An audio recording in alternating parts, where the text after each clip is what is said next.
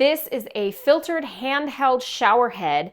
And before I show you how it works, here's what comes in the package. So it's got the actual shower head, and this is what I am most excited about. This is actually a filter that is in the shower head here, and we have super hard water where I live, and so this has water softeners and it filters out all kinds of stuff.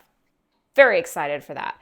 5-foot long, super bendy hose, a couple of extra washers. This is the mount for the shower head, and it even comes with Teflon tape so that you can make all of your connections nice and secure, and instructions also helpful. Let's see how this works. So this has 7 different spray options. This is the pulsating massage.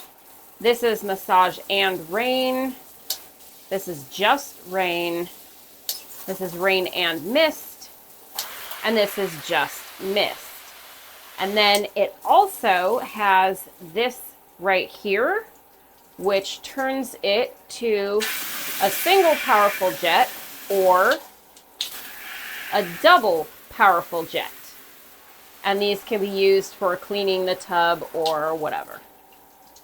So this actually has a pretty decent amount of power coming from it, even though it is going through this filter here.